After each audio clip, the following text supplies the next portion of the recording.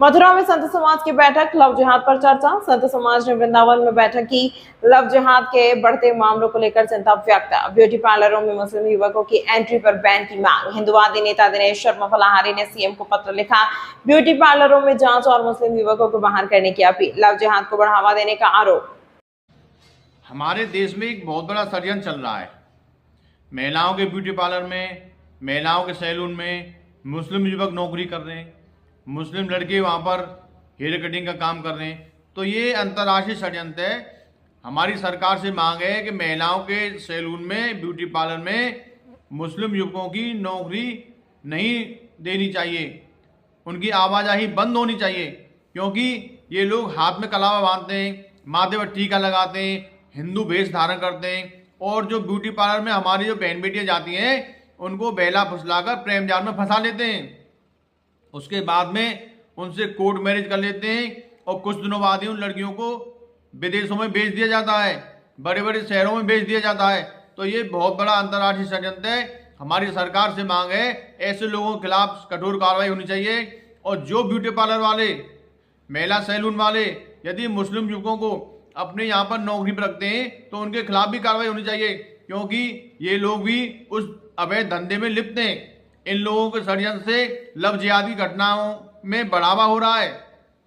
अभी हमारे मथुरा जनपद में ही कई लव जिहाद की घटना हो चुकी हैं। ऐसा कोई शहर नहीं है जहां पर रोज हमारी हिंदू बेटियां मुस्लिम षड्यंत्र में फंस नहीं रही हैं। ये मुस्लिम युवक अब ब्यूटी पार्लरों को निशाना बना रहे हैं और वहां पर जाकर वहां के पड़ोस में रहकर उन बहन बेटियों को फंसाने का काम कर रहे हैं। ऐसे लोगों पर कठोर कार्रवाई नहीं होगी तब तक ये लोग लव जिहाद को बढ़ावा देते रहेंगे।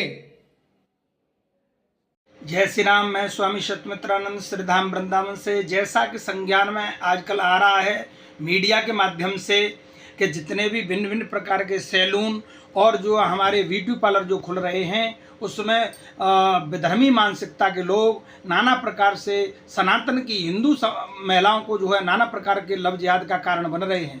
मैं प्रशासन से मांग करता हूं कि इनके खिलाफ तत्काल जांच करते हुए हर शहर हर नगर में कि जहां जहां विधर्मी इस कार्य के इस क्षेत्र में जुड़े हुए हैं वो उन लोगों के पास जो सनातन की महिलाएं आ रही हैं और जो परिवारों की महिलाएं आ रही हैं उन सबकी देख करके और उन सैलूनों की तत्काल प्रभाव से ब्यूटी पार्लरों की जांच कराई जाए और उनके खिलाफ सख्त से सख्त कार्रवाई की जाए, जिससे जो नाना प्रकार से जो लव जिहाद के कांड देखने को मिल रहे हैं उन पर पूर्ण विराम लग सके, जिससे प्रशासन और प्रशासन की मुस्तैदी से जिससे कोई अप्रिय घटना इस राष्ट्र में न हो। जय हिंद, जय भारत।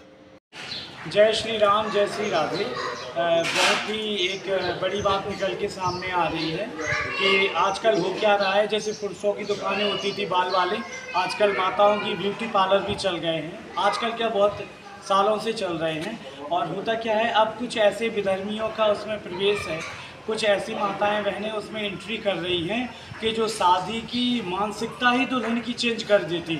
अब बताइए, उनके मार्ग में जैसे माथे पे बिंदी नहीं लगाई जाती तो वो आपकी बेटी को अच्छी दुल्हन बनाएंगी क्या? वो अच्छे संस्कार देंगी?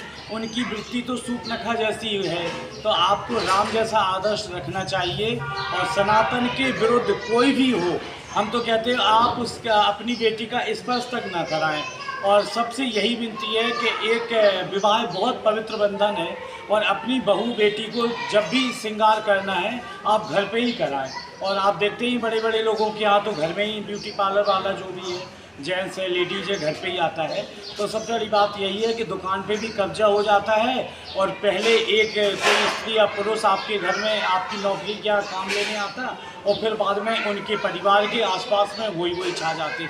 तो भैया ऐसे सनातन के विरुद्ध जो भी है उससे बचिए और ऐसा श्रृंगार कीजिए जिससे सनातन के अनुरूप हो।